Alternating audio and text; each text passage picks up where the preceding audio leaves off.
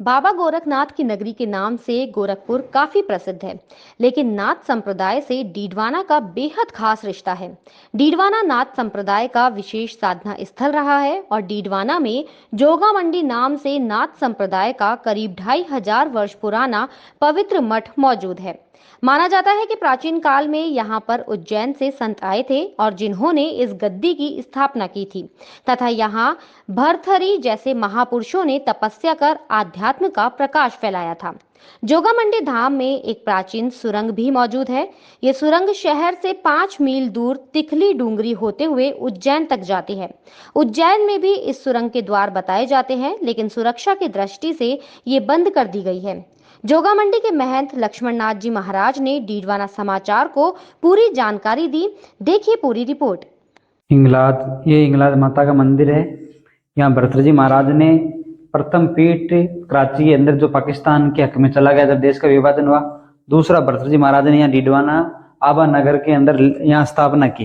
ये भी जब भरतरी जी महाराज यहाँ तपस्या करते थे, जब उन्होंने अपने हाथों से लाके हिंगलाज माँ का शीश और वो छोटी मूर्ति का यहाँ स्थापना की माँ भगवती और उस माँ दुर्गा की आराधना करते थे भरतरी जी महाराज। ये सुरंग है, गुफा उज्जैन नगर के अंदर जब राजा भरतरी जी तपते थे, वहां पे भरतरी गुफा के नाम से विज्ञात जगह है छिपरा नदी के तट पे। वहां बाबा जी जब तपस्या करते थे, वहां से उन्होंने तपस्या करके अपनी तपस्या पूरी करके वहां बताते गुरु लोगों ने बताया हमें कि वहां से तपस्या करके जमीन के द्वारा भरतरी जी महाराज यहाँ आके प्रकट हुए थे। तो ये सुरंग बताते हैं यहाँ से वहां उज्जैन तक जाती है। ये उनके हाथ की सुरंग है भरतरी जी महाराज की। यहाँ आके फिर उन्होंने 60 वर्ष तपस्या की और ये यहाँ सभी उनके शिष्य हुए। उनके प्रथम शिष्य हुए बाबा आत्मनाथ जी महाराज। उन भरतरी जी महाराज ने यहाँ तपस्या करके अपने प्रथम शिष्य आत्मनाथ जी महाराज को दीक्षा दी। उनके जीवित समाधि है ये आत्मनाथ जी महाराज की। ये औरंगजेब के हाथ की बनाई हुई है, अंदर सम्मत लगी हुई है। औरंगजेब के हाथ की ये समाधि का निर्माण कराया गया मुगल शासन के अंदर। जब औरंगजेब का शासन हुआ करता था, उस समय औरंगजेब ने अपने हाथों से इस समाधि का निर्माण करवाया मंदिर का। और ये जितने भी समाधियां दिख रहे हैं ना आपको, ये सब समाधि स्थल है। जितने यहाँ महंत हुए संत, उनकी सभी की समाधियां यहाँ। जब नौकोटी मारवाड़ का शासन था, जब डीडवाना शहर बक्सा और 84 गांवों की जागीरी इस मठ को दी गई थी दरबार की ओर से। 84 गांवों के अंदर न तो कोई राजा न ठाकुर हुआ करता था, कोई भी नहीं। यहाँ के जो मठाधीश होते थे ना, वो उन्हीं का शासन चलता था 84 गांवों में। और डीडवाना नगर का संचलन यहाँ के जो महंत होते थे वो करते थे।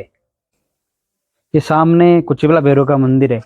यह भगवान भरतरी जी महाराज ने भैरव को सिद्ध किया और कुचिबला के अंदर पीठ स्थापना की। कुचिबला भैरव का स्थान है। ये गौशाला हुआ करती थी। तो यहाँ ये अकबर के हाथ की बनाई हुई गौशाला है। अकबर के समय में यहाँ गायें हुआ करती थी। तो अकबर यहाँ से जब गुजर रहा था, तो उनके यहाँ गायें देखी तो अपने दूध पीने के लिए ले जाने लगे। तो यहाँ कंचननाथ जी महाराज हुआ करते थे। उन्होंने अपनी लंगोटी की फटकार से उन गायों को और बैलों को सिंह का रूप दे दिया। जब अकबर पांव पड़ के यहाँ शिलालेख भी लगा हुआ है, ये गौशाला का निर्माण करा के गया। और विशेष बात थी कि अगर जब मुगलों का शासन था, तभी डीडवाना से किसी प्रकार कर नहीं लगता था कि नाथ जी के कारण यहाँ जो नाथ संप्रदाय के संत बैठते थे, उनके पीठाधीश के कारण यहाँ मुगल शासन में या कोई भी राजा इस जगह का डीडवाना नगर कभी भी आज तक कर मुक्त रहा। डीडवाना नगर ये संतों का यहाँ के नाथ संप्रदाय के संतों की कृपा रही। और भी यहाँ नगरी एक डीडवाना नगर को उपकाशी भी कहा जाता है। बहुत से हमारे गुरुजी भी बताते हैं कि यहाँ पे बहुत से संत और बहुत से बगीचियाँ, बहुत से मंदिर हुआ करते थे, जिनमें प्रत्येक में संत रहते थे। बहुत असीम कृपा थी डीडवाना नगर के ऊपर संतों की, इसलिए डीडवाना उपकाशी का भी दर्जा दिया गया डीडवाना। इसे श्रीनाथ जी कचहरी कहा जाता है।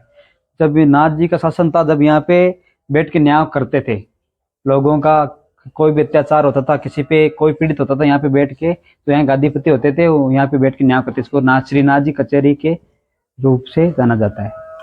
ये थरनाथ जी महाराज की समाधि, जब मैंने आपको अंदर बताया ना, थरनाथ जी महाराज की समाधि, इन्होंने पवन वेग के द्वारा समाधि ली थी। जब यहाँ इनको मुगल काल में समाधि नहीं लेने दिए बादशाह ने, बोले चमत्कार होगा जब हम समाधि लेने देंगे। तो उन्होंने ये दरवाजा बंद करके पवन वेग से उठ के यहाँ धरती के अंदर समा गए थे थरनाथ जी महाराज। हमारे गुरु महाराज पीर योगी भगवान नाथ जी महाराज की समाधि है। वैसे तो यहाँ के संतों की समाधि वहाँ अंदर ही दी जाती है, इनकी इच्छा थी कि मेरी समाधि बाहर दी जाए। उन्होंने इस मठ को बचाने के लिए गुरु महाराज ने बहुत संघर्ष किया। एक बार तो ये मठ क्या किसी प्रकार से बिल्कुल दुष्ट हो चुका था, कोई नाम भी नहीं जानता था मठ का। तो ये आपसे हमारे गुरु महाराज का ये तपस्या थी, उनका उनका जीवन का संघर्ष था। उन्होंने अपने जीवन का खून पसीना बहा के इस जोगा मंडी को वापसी विज्ञापित किया, और उनकी मेन तपस्या से जोगा मंडी आज यहाँ लोगों का आवागमन है, लोग यहाँ आते हैं, वापसी जोगा मंडी उभर के आई है। तो इनकी तपस्या की बदौलत वापसी इस जोगा मंडी का उत्थान हुआ है। इन्होंने यहाँ जीवन में संघर्ष करके इनकी समाधि गुरु महाराज की, इन्होंने बहुत संघर्ष किया, जमीनें छुड़ाई, इस मठ को वापसी बनाया। इनका जीवन का बहुत योगदान रहा गुरु महाराज का।